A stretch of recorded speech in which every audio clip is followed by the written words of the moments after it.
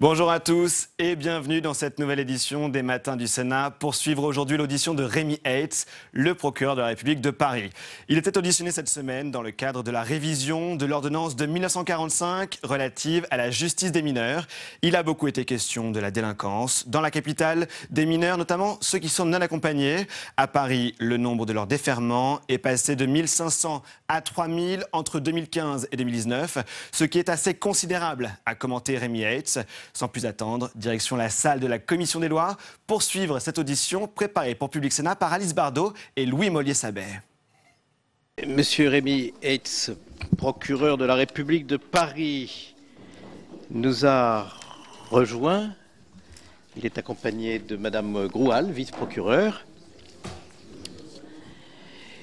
Je vous rappelle que nous avons entrepris il y a quelques jours une série d'auditions sur le nouveau code pénal, plutôt code de justice pénale des mineurs.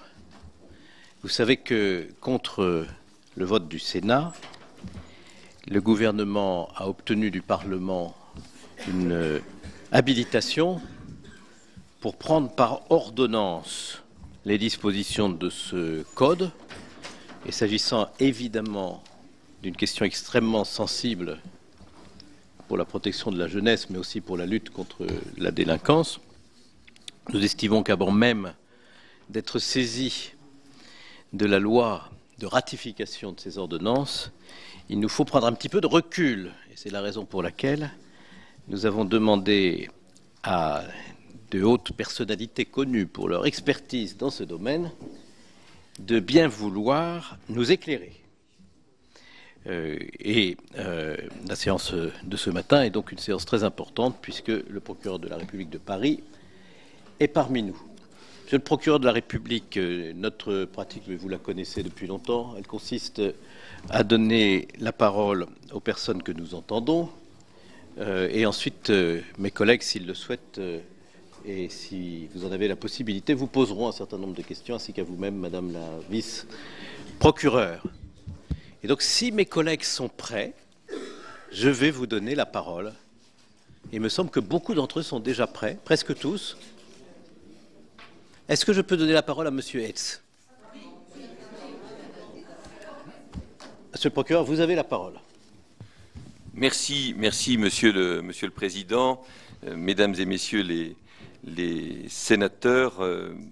Peut-être avant d'entrer dans le vif du sujet et d'évoquer donc la question du nouveau code de justice pénale des mineurs, peut-être vous donner un aperçu de la situation connue à Paris, qui est à cet égard très spécifique et que l'on ne retrouve pas finalement dans d'autres ressorts en France, pas même d'ailleurs dans les départements périphériques. Paris présente une réelle spécificité. Cette spécificité, elle tient beaucoup à la présence d'un nombre très important, en hausse, je dirais, assez considérable, de mineurs non accompagnés qui sont à l'origine d'une délinquance acquisitive, d'une délinquance de voie publique particulièrement significative, particulièrement importante. Et je dois dire que dans mes fonctions de procureur de la République, c'est aujourd'hui l'un de mes sujets de préoccupation majeure. En l'espace de quelques années, je vous donnerai quelques indicateurs chiffrés, mais le nombre de ces mineurs non accompagnés, alors qui viennent de différents pays, de différents horizons. Nous avons des mineurs des pays de l'Est, mais nous avons aussi beaucoup de mineurs des pays d'Afrique du Nord, marocains ou algériens.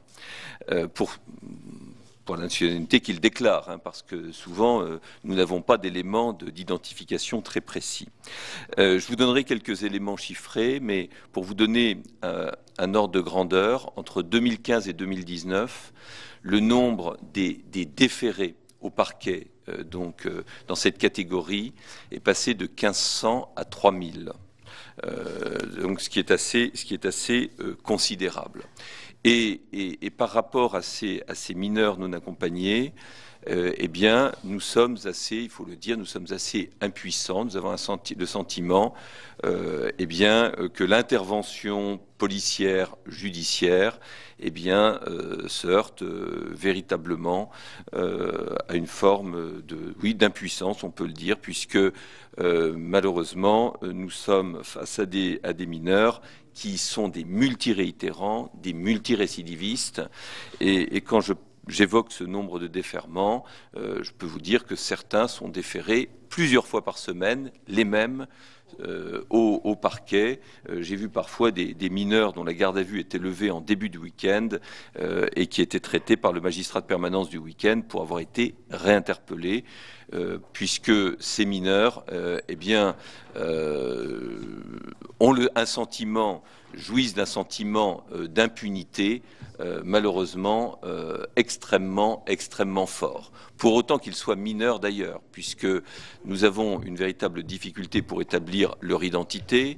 Ces mineurs refusent souvent d'être signalisés, donc de se prêter aux mesures d'identification, si bien que nous ne savons pas très bien si nous avons affaire à des mineurs ou à des majeurs, des jeunes majeurs, puisque souvent il y a quand même une différence notable entre l'âge déclaré et l'apparence physique du jeune déféré à la justice. Donc le parquet de Paris, c'est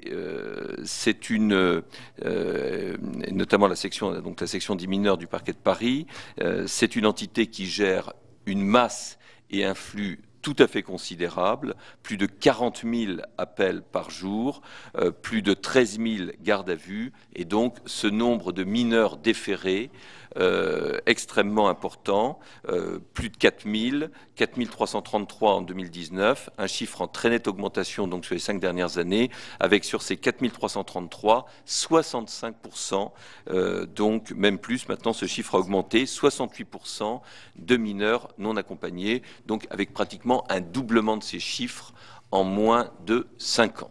Donc une situation très préoccupante qui ne se retrouve pas dans les autres départements. J'ai moi-même exercé en Seine-Saint-Denis, par exemple, qui est le deuxième plus grand tribunal pour enfants de France, ou le premier d'ailleurs en chiffres, parce que Paris et la Seine-Saint-Denis ont pratiquement les mêmes chiffres en termes de délinquance des mineurs, en tout cas en termes ils ont le même nombre de juges des enfants, donc le tribunal pour enfants de Seine-Saint-Denis est un des plus importants de France, mais nous n'avons pas la même problématique autour des mineurs non accompagnés, puisque en Seine-Saint-Denis, ils vivent parfois en Seine-Saint-Denis, mais ils ne commettent pas d'actes de délinquance, puisque ces actes de délinquance sont surtout commis dans le centre de Paris, là où se trouve, il faut le dire, la richesse, puisque l'on retrouve surtout ces mineurs non accompagnés dans des actes de vol avec violence et vol à la tire le plus souvent. Voilà pour ce panorama. Quand je vous dis un sentiment d'impuissance, c'est que nos réponses éducatives ne sont absolument pas adaptées à cette catégorie de mineurs, puisqu'ils sont déférés au parquet, ils quittent bien les foyers dans lesquels ils sont placés, pour autant qu'ils les rejoignent d'ailleurs, et donc ils peuvent être déférés 4 fois, 5 fois. Ils sont très rarement placés en détention provisoire, puisque les juges des enfants, il faut le dire, le plus souvent ne recourent pas à cette mesure de détention provisoire, d'autant qu'ils sont souvent interpellés pour des atteintes aux biens. Ils ne sont pas interpellés forcément pour des actes d'une très grande gravité. Ce qui fait la gravité, c'est cette multi-réitération, c'est cette multi-récidive, et donc le plus souvent, ils reviennent très fréquemment, et ce n'est qu'à la 7e, 8e, 10e infraction qu'ils sont parfois incarcérés et placés en détention provisoire. D'où un sentiment, il faut le dire, d'inefficacité, d'une certaine donc impuissance, donc qui va nous conduire d'ailleurs à réfléchir avec le nouveau président du tribunal à ce que nous pouvons faire pour être plus efficaces, puisque tous les acteurs de la protection de l'enfance ont vraiment un certain sentiment d'inutilité face à cette situation, d'inefficacité, d'ineffectivité aussi. Alors, le parquet de Paris traite donc un flux assez considérable de mineurs délinquants, avec une section spécialisée dont la chef est à mes côtés, qui est vice-procureure, Aude Groal, et qui est une section dotée de 11 magistrats et de 23 fonctionnaires. Donc nous avons des moyens qui sont, il faut le dire quand même, des moyens assez satisfaisants, et j'ai moi-même d'ailleurs renforcé cette section dès mon arrivée, compte tenu des flux assez considérables qu'elle a à gérer. Alors, sur la réforme, venons-en peut-être maintenant à la réforme, après avoir brossé ce panorama. Bon, j'ai insisté sur les mineurs non accompagnés, mais bien entendu, nous n'avons pas que des mineurs non accompagnés. Il y a un travail qui peut être bien sûr très efficace en direction d'autres mineurs, au titre de la protection de l'enfance ou dans le cadre donc de la réponse pénale apportée. Mais j'ai voulu quand même resituer les choses, puisque pour nous, c'est une part quand même massive de notre activité. Alors, sur le code de la justice pénale des mineurs, nous sommes assez favorables aux dispositions qu'il comporte. D'une part parce qu'il y a un véritable aujourd'hui souci il y a une véritable nécessité d'une meilleure lisibilité. L'ordonnance de 45 a subi de très nombreuses réformes. Cette ordonnance est aujourd'hui quasiment illisible. Elle comporte des dispositions assez éparpillées, et il faut en permanence jongler d'ailleurs entre le code pénal, le code de procédure pénale, l'ordonnance de 45, pour comprendre le fonctionnement de la justice pénale des mineurs et pour l'exercer. Donc ce nouveau code répond à ce souci de lisibilité, et donc pour les professionnels, je pense que ce sera véritablement une nette amélioration en termes donc d'outils législatifs. Par ailleurs, ce code de la justice pénale des mineurs prévoit, et c'est la grande nouveauté, une modalité qui est la césure, avec deux phases bien distinctes, la déclaration de culpabilité et donc la phase éducative. Et c'est important, ça nous paraît je dirais, apporter une vraie clarification dans le rôle des différents acteurs. C'est un code qui place le parquet au cœur du dispositif et qui renforce considérablement l'intervention du parquet, puisque c'est le parquet, c'est le procureur de la République qui va orienter la procédure vers donc la voie qui lui apparaît la plus opportune, soit donc vers le mécanisme de césure, donc avec une possibilité de renvoi vers le juge des enfants ou vers le tribunal pour enfants statuant sur la culpabilité simplement, soit vers une audience unique, donc au cours de laquelle sera traitée à la fois la question de la culpabilité et à la fois donc la peine, la décision sur la peine. Donc cela renforce considérablement le rôle du parquet, puisque auparavant c'était le juge des enfants qui, étant saisi et mettant en examen le mineur, eh bien, faisait le choix d'une orientation vers une audience de cabinet ou vers le tribunal pour enfants. Là, c'est véritablement le parquet qui, en quelque sorte, eh bien, est le maître de l'orientation de la procédure, ce qui va eh bien, se traduire par une augmentation très forte des charges pour les parquets, puisque aujourd'hui, quand on dit qu'un mineur est déféré au parquet, concrètement, le parquet ne voit pas ce mineur. Il est déféré au parquet, mais la procédure se met en place, la procédure vers le juge des enfants se met en place, et c'est le juge des enfants qui reçoit le mineur et non pas le parquet. Donc on dit un peu à tort aujourd'hui, c'est de façon impropre, que le mineur est déféré au parquet. Il est déféré devant la juridiction, le parquet prend une requête pénale, mais c'est le juge des enfants qui reçoit le mineur. Demain, avec le code de justice pénale des mineurs, le code de justice pénale des mineurs, c'est bien le parquet qui va recevoir le mineur et qui va décider donc de cette orientation soit vers le mécanisme de la césure, soit pour le cas où les conditions sont remplies, vers une audience unique qui permettra de statuer à la fois sur la culpabilité et donc sur la peine ou sur la mesure éducative elle-même. Donc ça nous paraît être à la fois donc une mesure, enfin un texte de simplification, de meilleure lisibilité et de clarification dans le rôle de chacun. Pour autant, je dis bien pour autant, que les moyens associés, et vous savez que quand on parle de justice, on en arrive très vite à cette question, pour autant que les moyens associés nous soient alloués, puisque aujourd'hui, eh bien, nous ne serions pas en mesure, à effectif constant, d'assumer une telle réforme qui va nécessiter des moyens supplémentaires, notamment pour la période transitoire, qui est extrêmement importante. Il y a un gros enjeu sur cette période transitoire, puisqu'il faut qu'au moment où nous allons basculer donc dans le nouveau système, eh bien, il faut que la situation des tribunaux pour enfants soit à jour.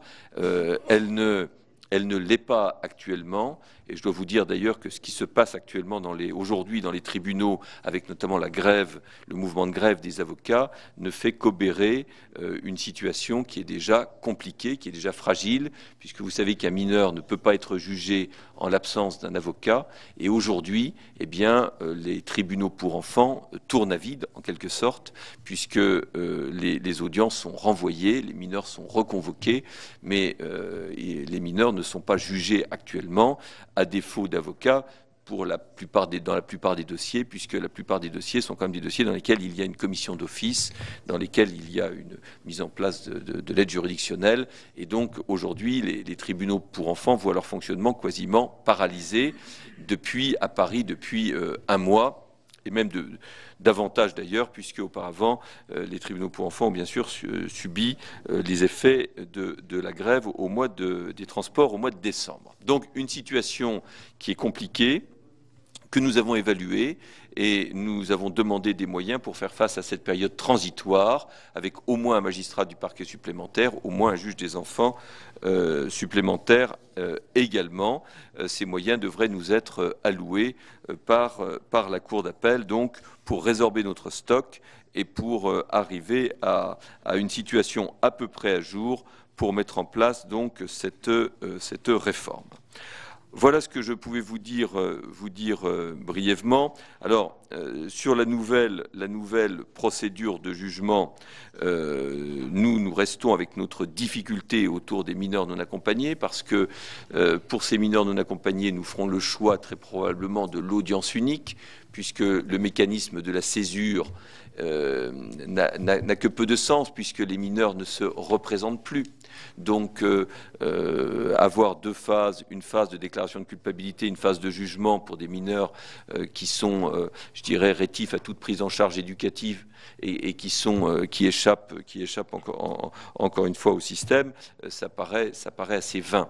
Donc, nous allons très probablement recourir à la procédure de l'audience unique, mais là encore, cette audience unique doit se tenir dans un délai qui est un délai au minimum de 10 jours, c'est cela, et nous craignons que les mineurs ne comparaissent pas.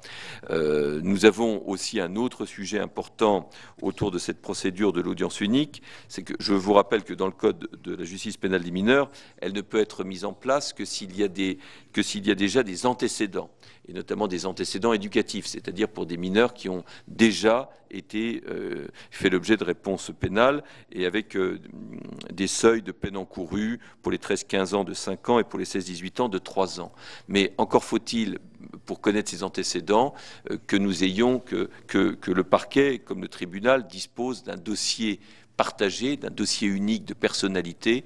Et là, nous avons des marges de progression importantes, puisque nous ne disposons pas encore d'un tel outil. Et donc, il faudra équiper les juridictions pour faire en sorte que pour chaque mineur, nous disposions d'un dossier unique de personnalité consultable par les différents acteurs donc de la chaîne pénale, parquet comme juge des enfants. Voilà ce que je pouvais vous dire brièvement. Alors, dans le projet, il y a néanmoins une question qui nous qui nous interroge, c'est la question du placement en détention provisoire, puisque aujourd'hui, dans le texte, il est prévu, notamment dans le mécanisme de l'audience unique, puisque c'est là que une mesure de détention provisoire pourrait être prise, que c'est le juge des enfants qui pourrait donc décider de cette mesure de détention provisoire. Bon, ça nous paraît au plan constitutionnel peut-être poser une difficulté, puisque vous savez que pour les majeurs et pour les mineurs d'ailleurs également, c'est aujourd'hui le juge des libertés et de la détention qui statue. Ce n'est pas en tout cas le même juge qui peut statuer sur la détention provisoire et sur la culpabilité. Or, dans le dispositif qui est prévu, eh bien, il y a cette difficulté, puisque c'est le juge des enfants lui-même qui incarcérerait le mineur, ce qui nous paraît poser quand même une difficulté, et ce qui nous conduit à proposer, en ce qui nous concerne, que ce soit plutôt un JLD dédié aux mineurs, un JLD spécialisé mineurs, qui puisse prendre cette décision pour qu'on garde bien quand même cette distinction entre le jugement et le placement en détention provisoire. Enfin, que ce ne soit pas le même juge qui ait à statuer sur la détention provisoire et sur le fond de l'affaire. Voilà ce que je pouvais vous dire. Nous avons répondu à un questionnaire très complet. Et bien sûr, nous fournirons à la Commission ces réponses écrites qui sont extrêmement argumentées et nourries de différents éléments, de différents chiffres. Mais je voulais donc appeler votre attention sur ces quelques points. Encore une fois, avec un regard qui est un regard pour nous positif sur ce texte, mais avec cette interrogation sur les moyens, puisque si nous avons demandé des moyens, je dirais, pour la période transitoire et pour nous mettre à jour, nous demandons quand même des moyens importants pour, je dirais, le dispositif pérenne, et puisque nous avons fixé ces besoins, par exemple pour le parquet de Paris, c'est pour vous donner un peu une idée, à 2 magistrats du parquet et surtout des fonctionnaires aussi supplémentaires. Nous avons demandé plusieurs greffiers et plusieurs agents de catégorie C, au total 5 agents supplémentaires. Il nous faudra des moyens si nous voulons répondre à ce texte qui est un texte ambitieux et un texte, encore une fois, qui, avec ce mécanisme de césure, eh bien, a tendance quand même à renforcer l'intervention du juge et donc également l'intervention du parquet, puisque le parquet est présent à toutes les audiences du tribunal pour enfants. Voilà ce que je pouvais dire en guise d'introduction. Je vous remercie beaucoup, Monsieur le procureur de la République, et je vous remercie en particulier d'avoir d'abord rappelé le contexte que vos services du parquet connaissent aujourd'hui, avec cette explosion d'une délinquance liée aux mineurs étrangers isolés. C'est donc aussi pour moi l'occasion de vous poser une autre question qui a trait à la manière dont on peut démontrer qu'une partie de ces mineurs sont en réalité des majeurs. J'ai remarqué que la Cour de cassation l'an dernier a reconnu la validité de documents d'état civil émis par des États étrangers, alors que la fraude et sans doute même la corruption était à l'origine de ces documents. Mais la République semble devoir s'en remettre à ces actes d'état civil. Y a-t-il une réflexion en cours, et vous-même avez-vous fait des propositions à la chancellerie pour que la loi puisse tenir en échec cette jurisprudence dont je ne conteste pas le bien fondé par rapport à la législation actuelle, mais qui est pour l'ensemble des conseils départementaux de France un sujet de très vive préoccupation, parce que jusqu'à présent, on arrivait à écarter les actes d'état civil obtenus par la fraude ou la corruption dans des pays étrangers, et alors c'est une autre procédure qui peut s'appliquer, y compris en cas de comportement délinquants, car les chiffres que vous nous avez présentés sont évidemment vivement préoccupants. Je voudrais vous demander si il y a quoi que ce soit dans le nouveau code qui va vous permettre de mieux appréhender les difficultés que vous avez tenu à souligner avant de nous parler du code. Et puisque vous-même vous faites le lien, je postule qu'il y en a un. Mais comme vous avez appelé notre attention sur la question des moyens, je rappelle ce que vous nous avez dit, vous avez besoin à Paris de 2 magistrats du parquet et de 5 agents, dont plusieurs greffiers, pour mettre en œuvre le nouveau code.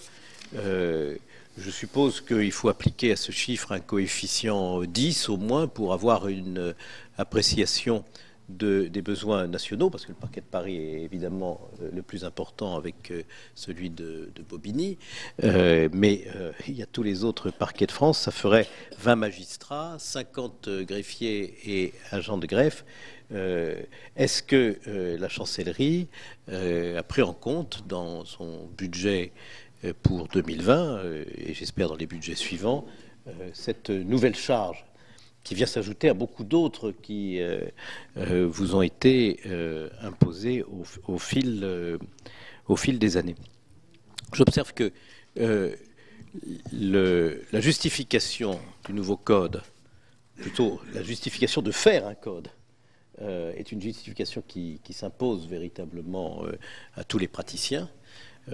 Et c'est la seule justification qui, à mes yeux, peut expliquer le passage par une ordonnance, parce que dans la codification, c'est toujours comme ça qu'on fait, et c'est bien normal. C'est un travail à la fois passionnant et fastidieux, et très utile pour les magistrats, les praticiens du droit, et naturellement les justiciables aussi.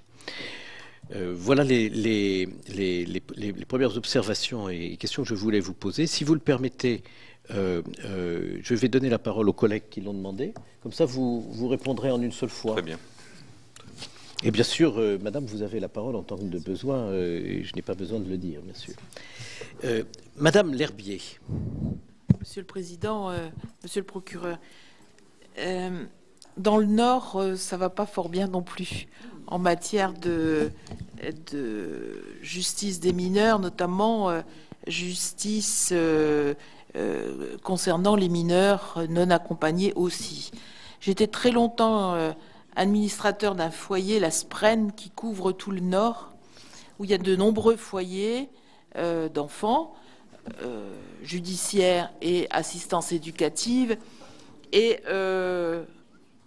j'avais même posé une question il y a quelque temps au ministre, parce que certains foyers étaient remplis de jeunes non accompagnés, et je me posais la question si la protection de l'enfant de base était bien assurée, vu qu'il n'y avait plus de place pour les enfants en danger.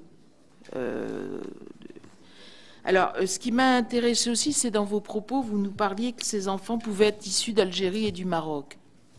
L'Algérie et le Maroc ne sont pas des zones à problème, et donc c'est quand même très bizarre que ces enfants soient en France, non accompagnés, alors qu'il n'y a pas de guerre, il n'y a pas de drame pour leur vie dans leur propre pays. Vous parliez aussi, monsieur le procureur, de moyens. C'est vrai que les centres d'éducation renforcés, les centres d'éducation fermés sont limités, et peut-être qu'on pourrait développer cet aspect-là. Alors c'est très curieux, parce qu'il y a quelques années, je demandais à toute fin qu'il y ait un juge des enfants chargé de l'assistance éducative et que l'action du parquet soit renforcée. On m'a toujours répondu, c'est un enfant et l'enfant avant tout, l'éducation avant tout, et bon, et je vois que tout doucement, l'idée fait son chemin. Vous parliez aussi de dossiers partagés, monsieur le procureur. Sachez que pendant des années, j'étais adjointe à la sécurité et je n'ai jamais réussi à avoir de dossier partagé avec la PJJ. C'était pas pour sanctionner que je demandais d'avoir la présence de la PJJ quand je faisais mes cellules de veille, mais c'était tout simplement pour trouver une solution. Et la PJJ nous voyait comme automatiquement comme étant source de problèmes pour les jeunes, et ils ne venaient pas à nos réunions. Merci, chers Merci, collègues. monsieur. Madame Coste assume le rapport, chaque année, le rapport pour avis sur le budget de la protection judiciaire de la jeunesse. Merci, Monsieur le Président. Donc, dans le cadre de l'élaboration de ce rapport, j'ai été amenée à visiter le centre de détention pour mineurs de Porcheville et le quartier pour mineurs de Fleury-Mérogis. Et ce qu'on constate, c'est que ces mineurs non accompagnés sont surreprésentés dans ces centres de détention. Ils arrivent dans ces centres de détention dans des états de santé absolument catastrophiques, en général avec de très fortes addictions. Donc, les médecins de ces centres de détention, les infirmières, enfin, tout est mis en œuvre pour les désintoxiquer, si on peut dire, avec beaucoup de difficultés, bien sûr. Et le problème qui se pose, souvent, ils ne parlent pas français, donc il y a des problèmes de communication. Tout est mis en œuvre, évidemment, pour essayer de leur apprendre la langue française, mais c'est difficile en peu de temps. Et le problème, c'est la sortie. Donc, quand ils partent, évidemment, il y a un problème parce qu'ils ont très souvent, ils retombent dans les mains des trafiquants. Donc, qu'est-ce qu'on peut faire pour lutter contre ça? Parce qu'ils sont surreprésentés dans ces centres de détention. Et c'est un véritable souci pour les équipes de ces centres de détention ou de ces quartiers pour mineurs, en région parisienne particulièrement. Je vous remercie. Merci, chers collègues. Monsieur Pierre-Yves Collombat. Monsieur le procureur, je comprends, parce que vous avez expliqué que vous soyez satisfait d'avoir l'entière maîtrise de la procédure et de ne plus la partager. Mais, bien évidemment, je n'aurais pas cette pensée impure. Mais disons que je me pose la question, est-ce que c'est possible vraiment de faire une telle césure entre le moment de la déclaration de culpabilité et puis le prononcé de la peine et ce qui va avec, dans la mesure où, justement, la peine, enfin, moi je croyais dépend aussi de la manière dont a été appréhendé le chemin vers la culpabilité. Je ne sais pas si c'est... j'ai pas l'expérience de ces choses-là, donc vous l'avez plus que moi, mais je veux dire qu'il me semble que c'est lié, suivant comment... C'est ce qu'on voit d'ailleurs lors d'un procès. Le prononcé de la peine, il dépend aussi de ce qu'il y a avant, comment on en est arrivé là, dans quelles conditions, vous voyez ? Donc, ça me paraît, sur le papier, c'est parfait, on s'y part, très bien. En réalité, ça me paraît beaucoup plus discutable que ça ne semble. Oui, et puis peut-être je rebondis sur la question de notre collègue, parce qu'il faut que les questions soient en effet posées. Pourquoi c'est mieux que ce soit le parquet plutôt que le juge des enfants, monsieur le procureur? Il faudra que vous essayiez de nous faire comprendre cette conviction que vous avez exprimée tout à l'heure. Alors, Monsieur le Président Sueur. Merci, Monsieur le Président. Monsieur le procureur de la République, Madame la vice-procureure, 2 questions seulement. Premièrement, vous avez vraiment mis l'accent sur cette difficulté des mineurs non accompagnés, que l'on ressent dans toute la France, mais bien sûr de manière cruciale à Paris. Et Monsieur le Président Philippe Bas a bien dit, enfin, a posé la question de la reconnaissance des mineurs par rapport aux majeurs, question qu'on connaît bien. Mais la grande masse sont des mineurs, de toute façon. Et vous avez exposé les difficultés. Il y a de la délinquance, il y a de l'atteinte aux biens, etc. Et finalement, vous nous avez dit, on ne voit pas comment traiter cette question. Alors, moi, je voulais vous demander, qu'est-ce que vous souhaiteriez finalement pour le suivi de ces mineurs non accompagnés? Il y a les questions de l'hébergement, de la prise en charge, du suivi judiciaire, etc. On ne peut pas rester dans une situation où on dit, il faudrait trouver une solution. Peut-être avez-vous quelques pistes par rapport à cette question cruciale. Deuxièmement, ma deuxième question, elle rejoint tout à fait celle de Pierre-Yves Collombat. Il y a quelque chose de très important dans la réforme, c'est finalement la question du délai. Parce que vous voyez bien que par rapport à un mineur, enfin tout le monde le sait, madame, se retrouver dans une situation où le mineur va être jugé 9 mois après l'événement qui justifie le jugement, il y a quelque chose qui devient fou, parce que le mineur se souvient quelquefois même plus de ce dont il est question. Il s'est passé tellement de temps, il y a eu tellement d'autres événements, donc ça ne marche pas. Donc le fait de dire il y aura tout de suite, rapidement, un premier acte sur la culpabilité, ça me paraît très bien. Simplement, quid de la suite? Premièrement, on dit au mineur, vous êtes coupable. Bon, voilà, et puis on le reçoit, on lui dit, on essaie de le persuader que c'est grave. Voilà. Mais deuxièmement, il y a une période de transition pendant laquelle que se passe-t-il dans cette période de transition? Quel est le suivi? Et troisièmement, arrive le prononcé de la peine, si j'ai bien compris. Le deuxième jugement, en quelque sorte.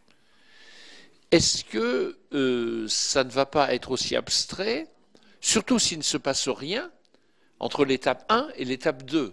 Donc, ok, l'étape 1, c'est vraiment très bien parce qu'elle est plus proche. Qu'est-ce qui se passe entre l'étape 1 et l'étape 2? Et est-ce que l'étape 2 va être bien comprise? Enfin, je suppose que tout ça suppose beaucoup de moyens, mais je crois qu'il faut... Je me permets de revenir là-dessus après Pierre-Yves Collombat, pour qu'on comprenne bien le sens du déroulé et le sens du processus pour un mineur. C'est vrai que vous avez évoqué les moyens des parquets, mais il n'y a pas que les parquets qui vont avoir besoin de moyens, et notamment en nombre d'éducateurs. C'est tellement que la question se pose aussi. Monsieur Bonnecarrère. Oui, monsieur le procureur, madame le procureur, merci d'abord pour vos explications limpides quant à la réforme des mineurs. Merci également de nous avoir signalé ce que vous pouvez estimer être une forme d'imperfection sur la question de la détention provisoire, avec le problème d'inconstitutionnalité potentielle que vous avez pointé, et l'idée de revenir au mécanisme des JLD.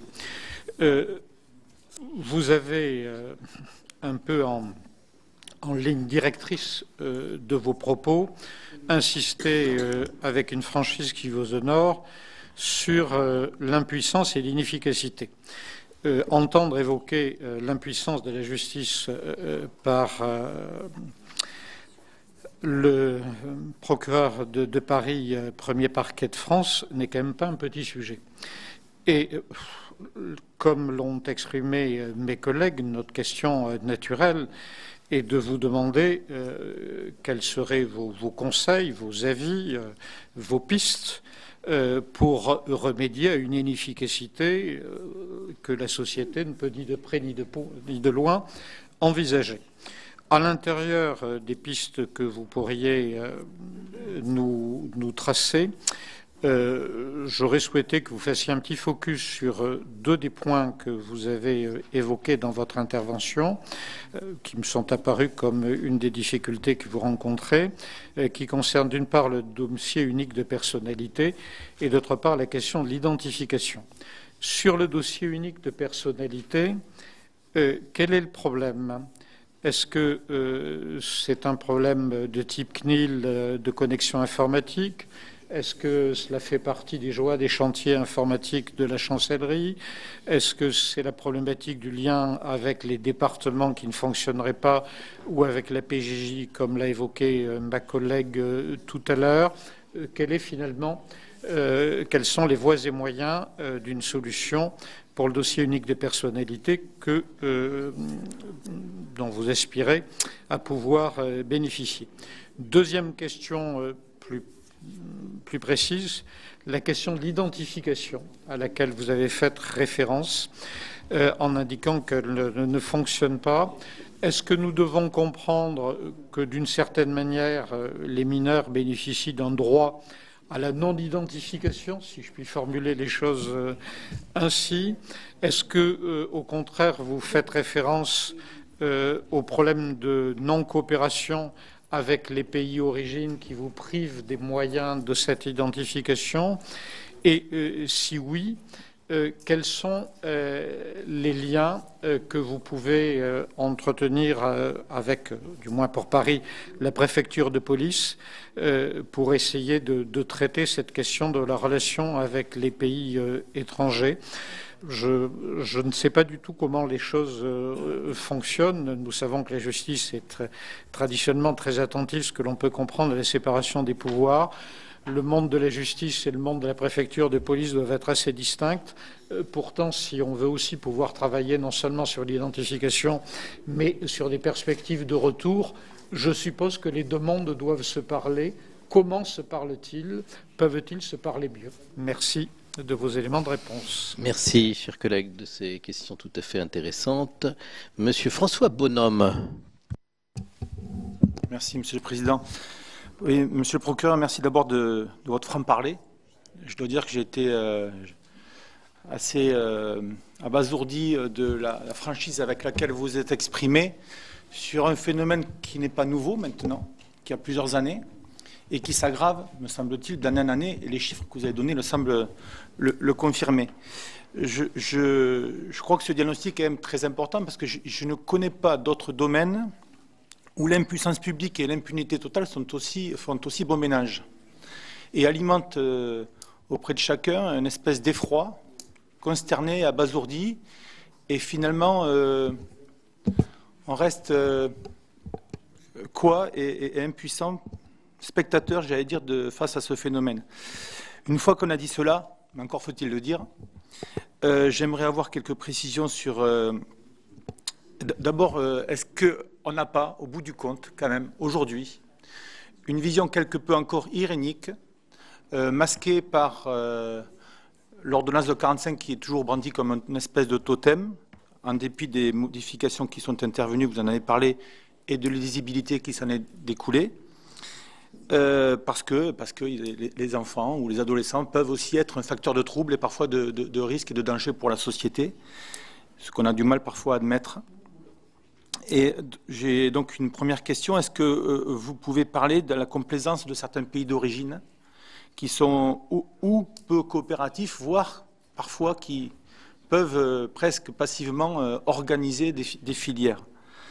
Et puis d'autre part, sur la procédure d'identification, et par rapport au refus que vous avez indiqué de s'y prêter, est-ce que vous avez des propositions plus précises pour contourner cet obstacle auquel se heurtent beaucoup de départements? Je vous remercie. Enfin, j'ajoute une chose. Pardon, j'ajoute une chose, parce que vous avez parlé de vol à la tire et de vol avec violence. Il y a quand même un autre phénomène c'est les cambriolages. Et on a vu dans d'autres grandes villes, Paris sans doute aussi, que des jeunes avaient aussi des pratiques addictives. Et notamment au Rivotril, qui est un médicament pour les épileptiques, et qui vraiment est devenu un phénomène très important qui sont constatés par les forces de sécurité. Merci, chers collègues. Monsieur Fichet. Oui, merci, Monsieur le Président, Monsieur le Procureur, Madame la Vice-Procureure. Moi, je voudrais faire présenter un peu un témoignage et un sentiment d'impuissance. Je suis élu de Bretagne, Finistère, et en tant que parlementaire, j'ai régulièrement à ma permanence des associations ou des familles ou des gens qui viennent et qui disent, voilà, moi j'héberge à la maison un jeune migrant, un jeune étranger isolé. Il est mineur, mais il n'est pas reconnu mineur par le département, donc on est en train de faire des démarches pour essayer de le faire reconnaître comme mineur. On va l'inscrire à l'école. Et puis, donc, les démarches sont engagées. Bien évidemment, on attire l'attention du préfet en disant il y a cette situation-là, qu'est-ce qu'on peut faire, comment on peut les aider. Le préfet dit il faut appliquer la règle, et s'il n'est pas mineur, ma foi, il devrait être reconduit à la frontière. Et puis la situation reste en l'état, ça dure des mois et des mois. L'enfant s'enracine, on va dire, dans la famille, crée des liens avec le milieu scolaire, avec le milieu d'enseignement. Et puis arrive le moment où on ne peut plus contester le fait qu'il soit majeur, puisqu'il y a la date de référence fait que là, il est majeur. Et à ce moment-là, on lui notifie son retour immédiat. Et comme l'information arrive brutalement, eh bien, il disparaît. Il disparaît, on ne sait pas où il est passé. J'ai 4-5 cas à l'esprit, là. Et quand je demande régulièrement des nouvelles, on dit on ne sait pas où il est. Et ce qui fait qu'on imagine bien qu'à partir de ce moment-là, il faut qu'il survive, puisqu'il n'est plus nulle part. Donc on voit bien qu'on est là face à quelqu'un qui, somme toute, était un adolescent ou un jeune majeur qui voulait réussir dans la vie, on va dire cela comme ça, qui a sans doute un peu menti dans son histoire et dans son parcours, et qui va survivre comme ça pendant des mois en France, et puis va certainement commettre des actes de délinquance, parce que comment faire autrement? Et donc j'aurais voulu votre avis sur ces situations-là, et éventuellement nous dire un petit peu comment on peut éviter le pire de ces situations. Merci. Merci beaucoup, cher collègue. Monsieur Jacques Bigot. Merci, Monsieur le Président. Monsieur le procureur général, Madame, l'impression qu'on aborde aujourd'hui fondamentalement par votre introduction, Monsieur le procureur général, Monsieur le procureur, deux sujets très différents. Le Code de justice pénale des mineurs et cette ordonnance n'est absolument pas conçue pour répondre à la situation des MNA. À l'évidence, était plutôt conçu pour régler le problème de jeunes délinquants, souvent d'ailleurs suivis déjà par le juge des enfants en assistance éducative, pour lesquels il fallait trouver une solution, une amélioration du fonctionnement de la justice des mineurs. Et puis, il y a cette situation massive qu'on connaît depuis quelques années, partout en France, dans toutes les villes en tout cas. À Strasbourg, c'est évident depuis des années. On le sait d'ailleurs que ces mineurs non accompagnés qui ne sont pas pris en charge, dont on ne sait pas s'ils sont mineurs ou majeurs, ils n'ont plus de ressources et à un moment donné, ils tombent dans la délinquance. On peut même se demander, quand vous nous dites ce qui se passe à Paris, s'il n'y a pas une vraie filière et une organisation dans laquelle ils tombent pour organiser, parce qu'on sait bien que c'est le receleur qui fait le voleur, et c'est comme ça qu'il trouve les ressources. Donc on est sur un problème de fond. Vous nous ouvrez des pistes d'information et d'enquête, Monsieur le Président, la Commission des lois qui sont extrêmement importantes sur un sujet de société sur lequel on est en difficulté. Et lorsque j'entends mon collègue Jean-Luc Fichet, je me dis finalement le procureur de Paris, il aimerait bien que tous les mineurs soient un peu dans les campagnes brestoises ou à la campagne, parce que ça se passe un peu mieux. Et on voit bien d'ailleurs qu'ils ne tombent pas tout de suite dans la délinquance s'ils sont pris en charge. Et par contre, je ne vois pas comment on pourra fonctionner. Vous avez parlé des moyens, même pour les autres mineurs qui relèvent plus de l'esprit de la loi au départ, de sa conception. Comment on pourra fonctionner s'il n'y a pas plus de moyens juge des enfants, s'il n'y a pas, et surtout au sein de la protection judiciaire de la jeunesse. C'est-à-dire que toute la question de la césure, c'est ce temps de l'enquête qui doit donner des éléments. Élément que le procureur doit avoir aussi, s'il veut faire appel, si c'est des réitérants et qu'il veut renvoyer à l'audience directe. Donc ça, c'est un des problèmes, vous l'avez dit. Vraiment, on a l'impression qu'on a presque deux sujets différents. Et pour le premier sujet, celui que vous avez évoqué, qui est effrayant, mais pas seulement à Paris, un peu partout en France, dans les grandes métropoles en tout cas, c'est quelles sont les stratégies à l'heure actuelle, à votre avis, qui sont mises en œuvre pour y arriver dans la coopération entre la police, l'injustice, les gens de terrain, parce qu'on a un vrai sujet. Ça commence déjà par l'hébergement. Quand ces mineurs ou pas, arrivent, la première des choses, ça serait de les héberger, d'éviter qu'ils soient amenés à tomber dans la délinquance, et je pense qu'on n'en prend aujourd'hui pas le chemin. Le sujet est complexe, donc je ne fais de grief à personne, et je ne sais pas quelle est la solution. Merci beaucoup, cher collègue. Madame Troendlé. Merci, Monsieur le Président. Monsieur le procureur général, je souhaiterais vous poser deux questions. La première, vous avez évoqué le risque pour les mineurs non accompagnés qui ne comparaissent pas à l'audience. Faudrait-il prévoir la possibilité d'une audience unique en cas de risque de non-comparution, même en l'absence d'antécédents judiciaires? C'est ma première question. Et la seconde, je ne pense pas, mais vous allez nous le confirmer, que tous les parquets disposent aujourd'hui d'une section dédiée aux mineurs. Et y a-t-il un risque, donc par la suite, que le surcroît de travail lié à la réforme ait un impact sur les autres activités des parquets? Je vous remercie. Merci de cette question, cher collègue. Monsieur Wattebled. Ma question va être un petit peu directe. Le problème qu'on a sur les mineurs étrangers non accompagnés, c'est de définir effectivement s'il est mineur ou s'il est déjà ado. On sait que, bien sûr, tous les enfants nés en France sont identifiés, on sait leur parcours, on sait leur réseau sanguin.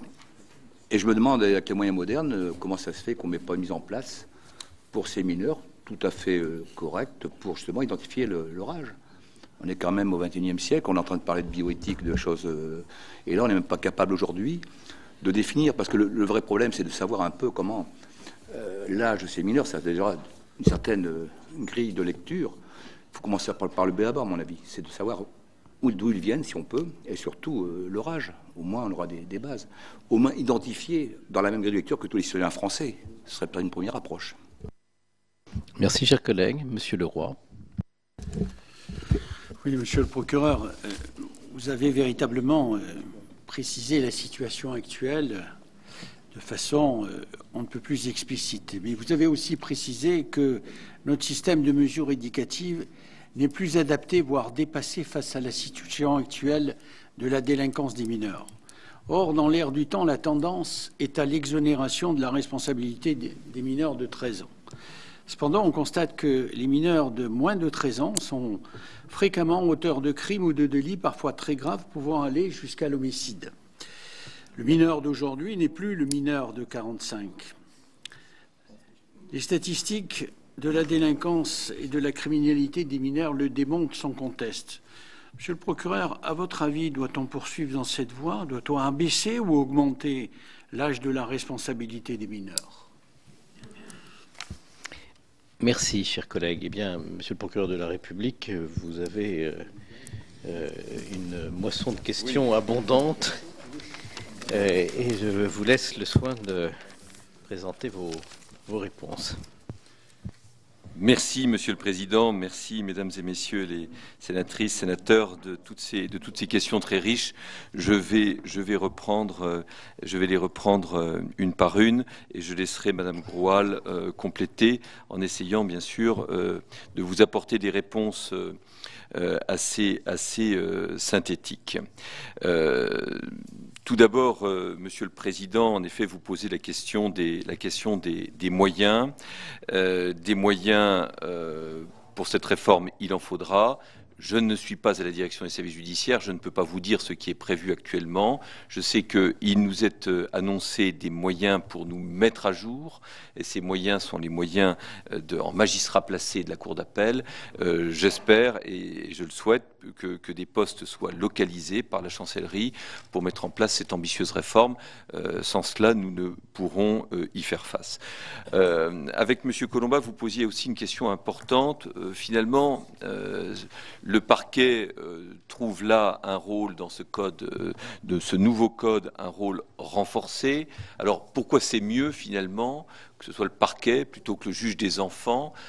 Quel est l'intérêt de ce renforcement finalement des prérogatives du parquet? J'ai envie de vous répondre assez simplement pour vous dire que l'intérêt c'est que le parquet met en place et peut développer une véritable politique pénale à l'égard de ces mineurs. Or, force est de constater que dans des grands tribunaux pour enfants, parfois, eh bien, il peut y avoir des approches qui soient différentes d'un cabinet à l'autre. Nous le constatons, pour le dire simplement, à Paris. J'ai pu le vivre également aussi à Bobigny. L'intérêt peut être de donner au parquet plus de responsabilités dans cette orientation. Eh bien, c'est de développer, en lien avec l'ensemble des partenaires d'ailleurs, une véritable politique pénale qui soit, je dirais, constante et uniforme, je dirais, pour l'ensemble des situations. Alors, Madame L'Herbier posait la question de ces enfants qui venaient d'Algérie, qui venaient du Maroc, qui venaient de pays qui finalement sont des pays qui ne sont pas en guerre actuellement ou en crise. Alors, déjà, il faut savoir que nous avons beaucoup de mal à identifier le pays d'origine. Nous avons des pays qui coopèrent, vous le savez, plus ou moins bien et qui ne reconnaissent pas toujours leurs ressortissants. Nous avions connu à Paris, par exemple, les jeunes originaires des pays de l'Est. Et nous avons démantelé des filières à l'époque de traite des êtres humains, ces enfants qui sont dressés pour voler. La difficulté à laquelle nous sommes confrontés avec nos MNA actuellement, c'est que s'il y a peut-être des filières d'acheminement, nous n'avons pas encore aujourd'hui mis au jour de filières d'exploitation au plan local de ces mineurs, contrairement à ce que nous pouvons trouver sur les mineurs des pays de l'Est. D'ailleurs, pour les mineurs des pays de l'Est, nous avons des réponses extrêmement fermes. Dernièrement, le tribunal correctionnel de Paris a condamné à des peines très très sévères plusieurs ressortissants de pays de l'Est qui avaient organisé cette exploitation de mineurs. Au cours de cette audience, il y a eu plus de 100 ans de peine de prison au total prononcées. Donc c'était... Et on avait vu d'ailleurs que cette affaire et que la mise au jour de cette affaire avait entraîné une baisse de la pression et des actes de délinquance commis à Paris par ces jeunes en question. Là, c'est beaucoup plus éparpillé, c'est beaucoup plus dispersé, c'est beaucoup plus difficile pour nous à appréhender parce que on se trouve, et par rapport aux situations que les uns et les autres vous avez abordées, on se trouve face à des mineurs qui ne veulent pas s'inscrire dans un schéma d'intégration, qui ne veulent pas forcément s'inscrire dans les processus de protection de l'enfance qui peuvent leur permettre à terme de se maintenir sur le territoire. Moi, j'ai vu derrière ces situations, lorsque j'étais à Bobigny, j'ai vu de très beaux parcours de mineurs isolés étrangers qui, s'inscrivant dans ces processus d'intégration, arrivaient à obtenir une qualification et à véritablement s'intégrer. Ce n'est pas malheureusement le cas de certains mineurs des rues à Paris qui sont là dans une toute autre approche et qui sont très rétifs aux mécanismes de protection de l'enfance. Vous avez, Madame Coste, évoqué la question du budget de la PJJ. Il est certain qu'il faudra un renforcement considérable des moyens de la PJJ pour mettre en place ce dispositif et la mise à l'épreuve éducative, puisque la procédure, et Monsieur le sénateur Bigot a insisté également sur ce point, la procédure étant serrée dans des délais qui sont des délais contraint, cela n'a de sens que si la prise en charge éducative se fait et s'opère dans les délais fixés par le texte. Vous évoquez aussi la question des sorties sèches, souvent des centres qui accueillent, des centres de détention des mineurs. Alors c'est une situation sur laquelle nous n'avons pas un regard forcément très précis, puisque les mineurs ne sont pas incarcérés à Paris, il n'y a pas de quartier mineur à la santé, les mineurs sont incarcérés à Fleury-Mérogis, mais nous sommes bien sûr en lien avec nos collègues d'Evry qui traitent de ces questions. Monsieur Collombat évoquait la question de la césure et disait, mais monsieur le sénateur, vous disiez, mais finalement, c'est vrai qu'on va peut-être perdre un peu de sens dans le prononcé de la peine, puisque on n'intégrera pas le mécanisme de reconnaissance finalement de la culpabilité qui est quand même important pour déterminer la peine. Mais je crois que ce qu'il faut voir, c'est que là, s'agissant de mineurs, la peine n'est pas celle applicable aux majeurs. Elle a nécessairement une dimension éducative. Et l'idée, si l'idée c'est bien de faire cette césure, c'est de distinguer le temps de la déclaration de culpabilité du temps éducatif. Et les éducateurs insistent beaucoup sur cette nécessité de travailler avec des jeunes pour lesquels finalement la question de la culpabilité a été traitée. Étant précisé que les juges des enfants ont finalement travaille assez peu sur cette question finalement de la culpabilité, dans le sens où les affaires les plus complexes dans lesquelles se posent les vraies questions de culpabilité, souvent sont orientées vers les juges d'instruction. Les juges des enfants investiguent peu sur la culpabilité. Ils instruisent assez peu, ils donnent assez peu de commissions rogatoires au service de police pour vérifier tel ou tel fait. Quand il y a une véritable difficulté sur la culpabilité souvent l'affaire va devant un juge d'instruction qui, lui, va investiguer pour déterminer cette culpabilité. Donc, pour les mineurs, quand même, il y a cette spécificité. Et je pense que autant cette césure poserait, je pense, un certain nombre de principes, de difficultés de principe pour les majeurs, autant pour les mineurs, on se situe quand même sur une approche qui est une approche particulière avec cette nécessité de la primauté de l'éducatif. Alors, monsieur le sénateur Sueur, vous avez posé la question donc de l'hébergement, de la prise en charge, des pistes également. Bien sûr, nous sommes en lien avec la préfecture et la question paraît parfois assez insoluble par rapport à ces jeunes dont on n'arrive pas à déterminer exactement le pays d'origine, la majorité, la minorité. Et nous n'avons pas encore trouvé la solution pour identifier véritablement pour fixer l'âge de ces jeunes qui nous arrivent. Nous avons des expertises, vous le savez, sur l'âge osseux. Elles sont plus ou moins solides. Elles sont plus ou moins retenues d'ailleurs par les magistrats qui parfois ont une approche différente par rapport à ces expertises d'âge osseux. Ce qui est certain, c'est que il faut travailler, il faut que l'autorité administrative et que l'autorité judiciaire travaillent ensemble, de concert, sur ces situations. Mais dès lors que, pour la préfecture, dès lors que la minorité est déclarée, dès lors que en tout cas qu'un jeune se déclare mineur, il est certain que l'éloignement pose vraiment de très grandes difficultés.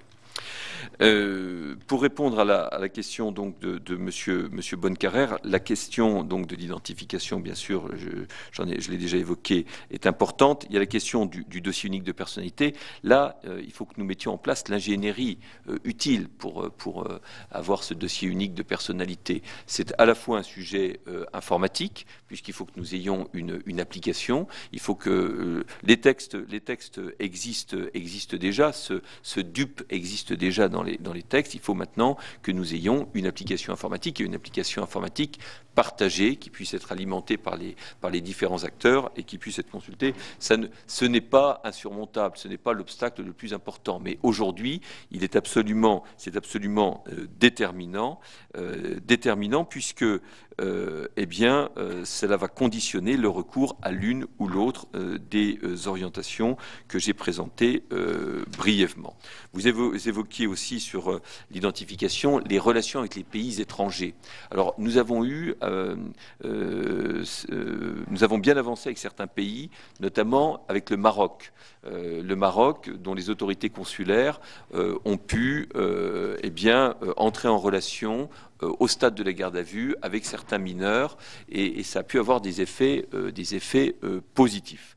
Mais pour le moment, ça s'est limité à cela et souvent, nous n'arrivons même pas à définir véritablement le pays d'origine, si bien que cette démarche reste compliquée.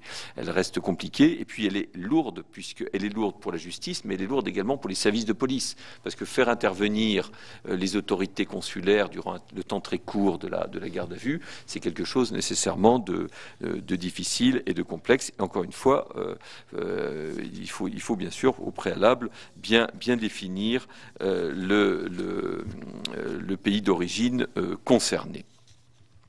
Je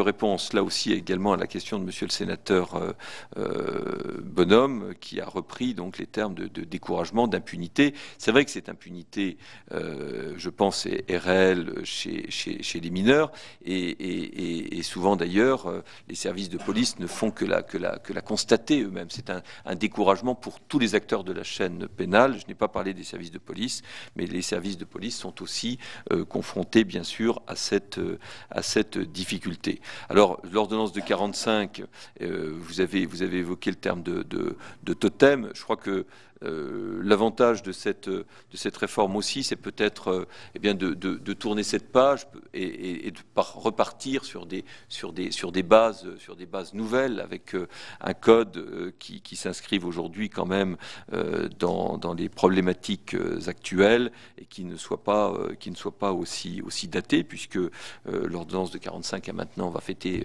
la semaine prochaine d'ailleurs ses 75 ans, mais même s'il ne reste d'ailleurs qu'assez peu de choses du texte d'origine, c'est vrai que elle reste quand même assez marquée, parfois assez connotée pour ce qu'on a pu parfois en dire. Sur l'évolution de la délinquance des mineurs, néanmoins, vous savez, on dit que la délinquance des mineurs ne cesse depuis 1945 d'augmenter. Bon, il faut relativiser un peu les choses, puisque quand on lit le préambule de l'ordonnance de 45, on voit bien qu'à l'époque, la question de la délinquance des mineurs était extrêmement prégnante dans notre pays après la guerre. Et on a connu des périodes, notamment dans les années 70, avec les blousons noirs, etc., où la délinquance des mineurs était extrêmement vive. Moi, je m'inscris un peu en faux contre l'idée qui consisterait à dire les mineurs sont de plus en plus violents et sont de plus en plus jeunes dans la violence. Les statistiques permettent quand même de relativiser un peu ce constat. C'est un phénomène complexe. La délinquance des mineurs a toujours existé et je crois qu'il faut se garder d'avoir aussi une vision trop noire. Et je ne voudrais pas d'ailleurs que mon introduction sur les mineurs non accompagnés et sur leur part dans la délinquance à Paris puisse être déformée, puisque encore une fois, il faut revoir ça à l'échelle du pays il y a quand même aussi des signes, matière à optimisme, puisqu'il y a un travail considérable qui est fait par les juges des enfants, les parquets, les juges des enfants et les services de la PJJ pour prendre en charge ces mineurs délinquants. Vous avez, à très juste titre, évoqué la question des filières de recel. Et je peux vous dire que mon parquet travaille beaucoup sur ce sujet des receleurs, puisque des groupes recel ont été constitués au sein des services de police, notamment au sein de la sûreté territoriale à Paris, et pas plus tard qu'au mois de décembre dernier, nous avons identifié des receleurs, puisque c'est vrai que sans receleurs, pas de voleurs, et ces filières de recel alimentent considérablement les vols, et notamment les vols à la tire. Je pense par exemple aux filières de recel des téléphones portables volés. Nous avons interpellé un certain nombre de ces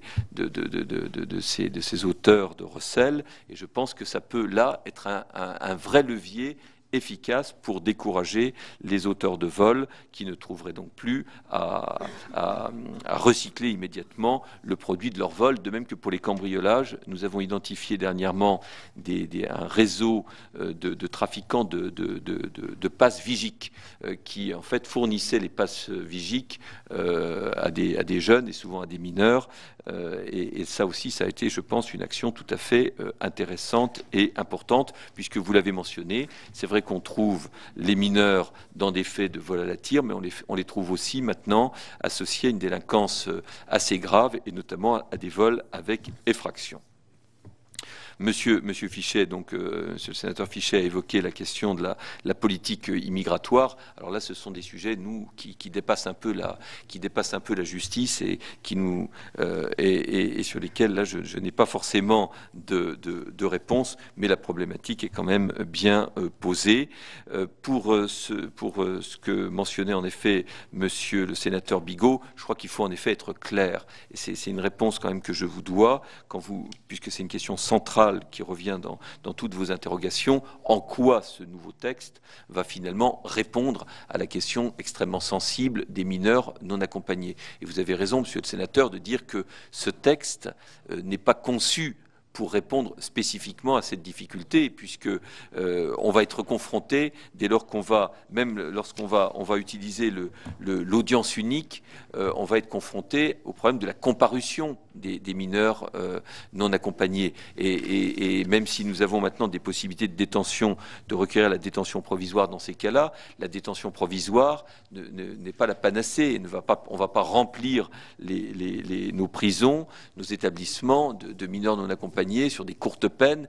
Alors ça risquerait d'être vain, puisque les durées de détention sont courtes et que le travail éducatif ne peut pas forcément être engagé durant des périodes aussi courtes.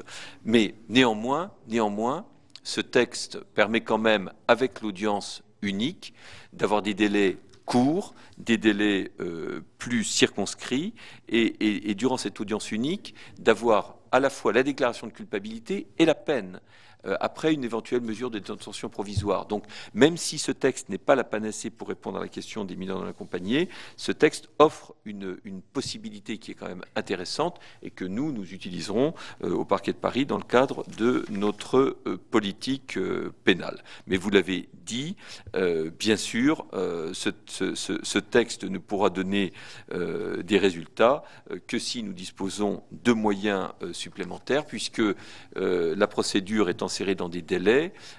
Avant l'audience sur la culpabilité, 10 jours à 3 mois. La phase de mise à l'épreuve éducative, dans le texte, c'est 6 mois, renouvelable une fois pour 3 mois. Donc il faudra bien qu'il y ait, durant cette mise à l'épreuve éducative avant la sanction, il faudra bien qu'il y ait un travail éducatif. Et là, on est sur un délai court, parce que 9 mois, c'est un délai court pour avoir la mise en œuvre d'une mesure éducative avec un bilan, avec une synthèse. C'est un délai qui est court et qui nécessitera un renforcement des moyens de la protection judiciaire de la jeunesse. Alors, Madame la sénatrice Trundlé a posé la question importante des antécédents, puisque cette audience pénale unique, nous ne pourrons la mettre en place que, bien sûr, si il y a des antécédents éducatifs. Mais cette notion d'antécédent est conçue de façon très large, puisque même une déclaration préalable de culpabilité sera considérée comme antécédent. Donc, pour nous, si vous voulez, compte tenu de notre public, on arrive quand même assez facilement, je dirais, à avoir un antécédent, et donc je pense que ce ne sera pas véritablement un obstacle.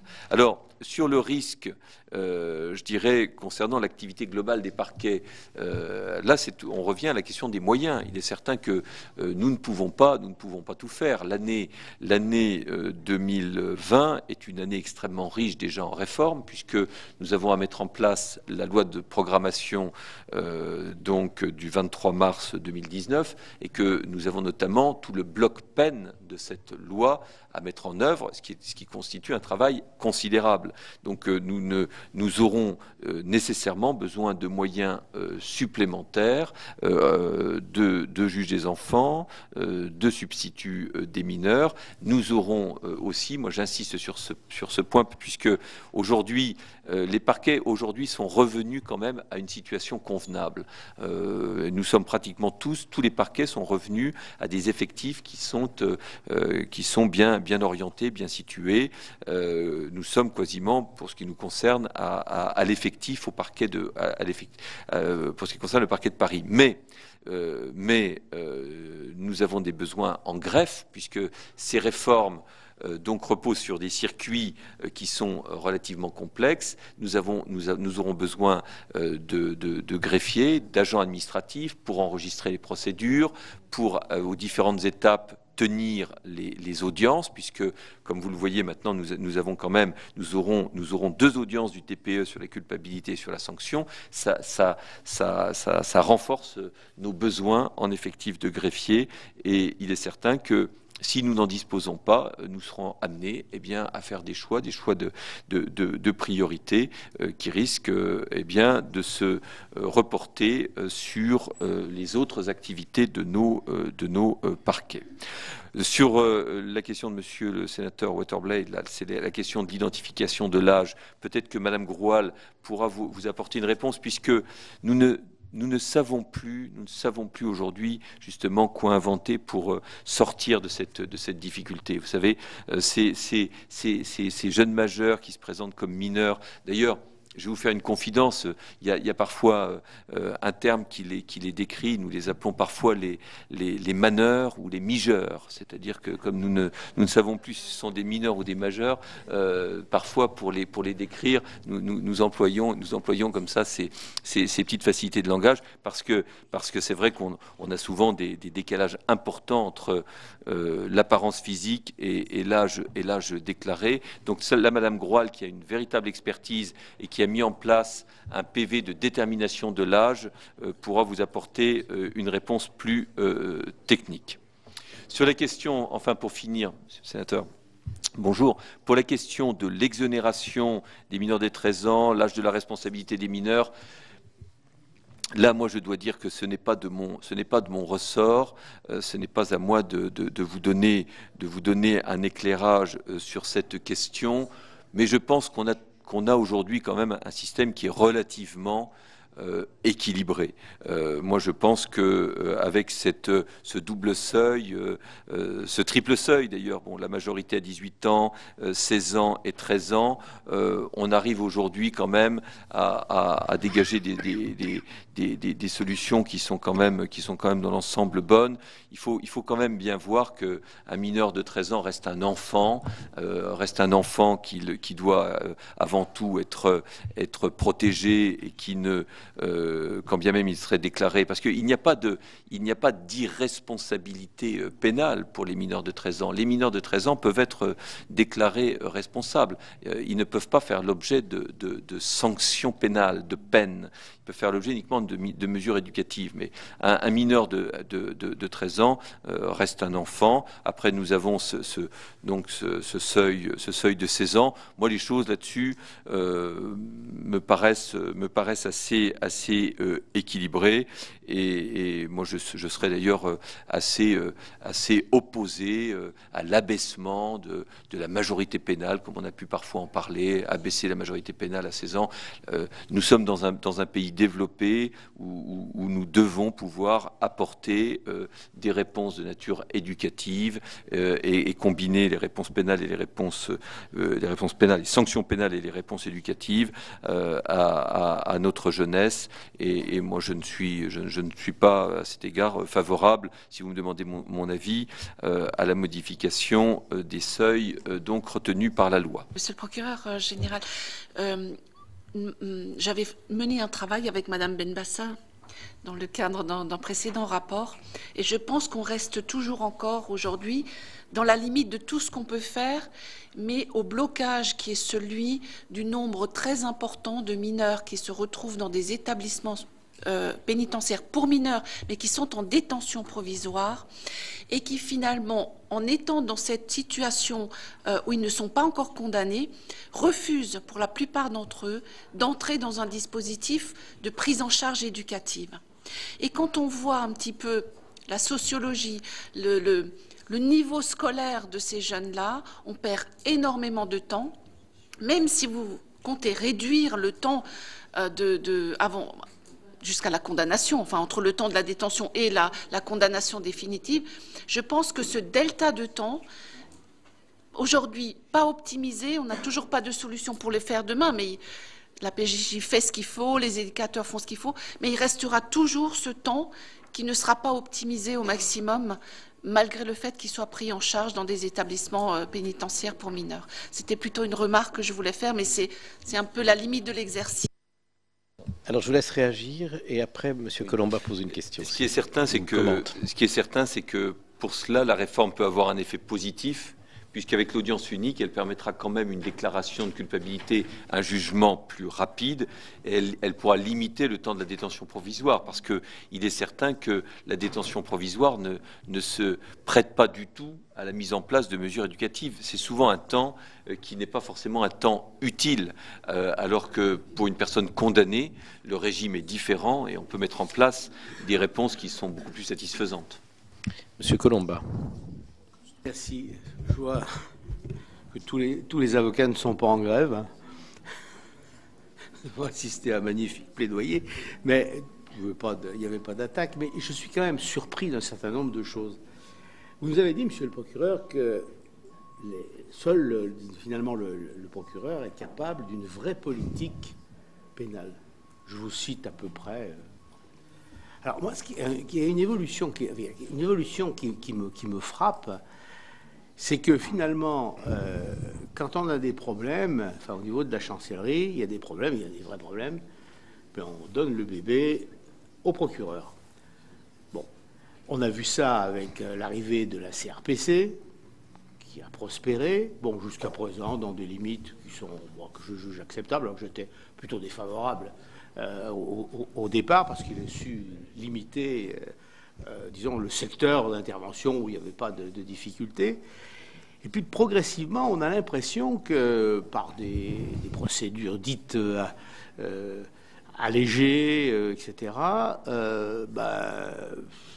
on se débarrasse de cet encombrant, de ces encombrantes audiences publiques. C'est un peu comme au Sénat, là. On pourrait bien éviter qu'on parle trop. Hein. Bon. Il y a encore comme des commissions où on peut un peu parler et débattre. Bien. Donc, c'est ça qui m'ennuie un peu. Est-ce qu'il faut vraiment passer quasiment pour profits et pertes le travail que pouvaient faire les juges pour enfants, leur retirer une partie de leurs prérogatives? Je ne dis pas que vous avez tort, je ne connais pas le détail. Mais enfin, c'est quand même une tendance lourde qui dépasse ce problème particulier que nous évoquons. Et je me demande ce que la possibilité de justice, avec les moyens qu'on a, ce qui peut en rester dans ces évolutions de système. Oui, monsieur le sénateur. Tout d'abord, simplement pour que les choses soient bien comprises, s'agissant de ma remarque sur les avocats, c'est qu'il y a un double facteur, si vous voulez. D'une part, l'avocat est obligatoire en matière de justice des mineurs, et d'autre part, le public dont nous parlons est très souvent un public qui n'a pas recours à des avocats choisis, et donc des avocats commis d'office. Ce sont des avocats commis d'office qui interviennent le plus souvent. Et comme actuellement la grève porte sur les désignations, de facto, si vous voulez, l'activité du tribunal pour enfants est quasiment paralysée actuellement. En tout cas, les mineurs ne peuvent être jugés. Sur la question du parquet, que les choses soient claires, c'est pas forcément en termes de transfert que les choses doivent être vues. On n'enlève rien au juge des enfants qu'on donnerait au parquet. C'est l'intervention de tous les acteurs qui est reconsidérée, avec un rôle accru pour le parquet en termes d'orientation, mais un rôle aussi tout à fait accru pour le juge des enfants, qui d'ailleurs demande aujourd'hui aussi des moyens supplémentaires, puisque le juge des enfants conserve sa position totalement centrale dans le dispositif de la justice des mineurs, puisque les juges des enfants vont intervenir sur les audiences de culpabilité et également sur les audiences de sanction. Donc les juges des enfants, que ce soit en audience de cabinet, lorsque le parquet orientera vers les audiences de cabinet, ou lorsque ce sera en présidant les tribunaux pour enfants, les juges des enfants restent des acteurs tout à fait majeur et ne se voit pratiquement rien retiré, si ce n'est cette question du début de l'orientation, où là, en effet, le parquet montera en puissance, mais autrement, les juges des enfants conservent donc toutes leurs prérogatives, et ils ont même la possibilité, pour le cas où le parquet déciderait de l'audience unique, ils ont la possibilité de revenir eux-mêmes au mécanisme de la césure. Donc, il y a absolument aucune capitis diminutio pour les juges des enfants qui restent, je dirais, totalement investis de leur mission, à la fois sur la culpabilité et sur la peine. Hein. Voilà, c'est un autre circuit, c'est une autre répartition des rôles, mais encore une fois, les juges des enfants conservent la plénitude de leur fonction, de leur intervention. Je peux juste me permettre de compléter. C'est acter le fait que les juges des enfants, de manière extrêmement marginale, utilisaient la procédure d'instruction et mettaient en œuvre leur pouvoir d'instruction sur les faits. Aujourd'hui, dans une juridiction comme Paris, compte tenu du volume, les juges des enfants je peux le dire, quasiment jamais ne délivre des commissions rogatoires. Il n'y a aucune demande d'acte portant sur le fond qui sont déposées par les avocats devant les juges des enfants. Les juges des enfants n'instruisent pas, à l'image du juge d'instruction, sur les faits. Ils instruisent sur la personnalité du mineur, ce qu'ils pourront toujours faire dans le cadre de cette période de mise à l'épreuve éducative. C'est, à mon sens, le Code de justice pénale des mineurs vient acter le fait que le juge des enfants n'exerce pas ses pouvoirs d'instruction sur le fond. Et que quand il y a besoin de cette instruction sur le fond, il faut recourir à un juge d'instruction qui est effectivement spécialisé dans la recherche des éléments d'investigation sur le fond. Enfin, toute dernière question de Madame Coste. Merci, Monsieur le Président. Madame la vice-procureure, je voulais faire remarquer que, effectivement, la détention provisoire, d'après ce que j'ai constaté, ce qu'on nous a dit, permet quand même, même si elle est courte, à remettre ces jeunes, enfin, à essayer permettre à ces jeunes de retrouver un minimum de santé, de les désintoxiquer, et donc il y a quand même des résultats qui sont positifs. La problématique, c'est la sortie sèche, et là, effectivement, il faudrait absolument renforcer les effectifs de la PJJ pour accompagner ces jeunes lorsqu'ils sortent. Mais la détention provisoire est quand même utile dans le domaine de la santé, de la désintoxication. Voilà, c'est ça. Total, il faut une sortie intermédiaire, enfin une étape intermédiaire à la sortie avec un accompagnement renforcé pour éviter la réitération. On pourrait dire la même chose pour la plupart des sorties de prison, que les sorties sèches sont quand même moins propices à la réinsertion. Bon. Monsieur le procureur, Madame la vice-procureure, vous avez dû percevoir l'intérêt des membres de la commission des lois pour cette audition. Je vous remercie de vous être prêté au jeu des questions et des réponses. Je ne lève pas la séance tout de suite car nous devons désigner des rapporteurs. Merci infiniment de votre collaboration avec la Commission. Merci Monsieur le Président, Mesdames et Messieurs les sénateurs.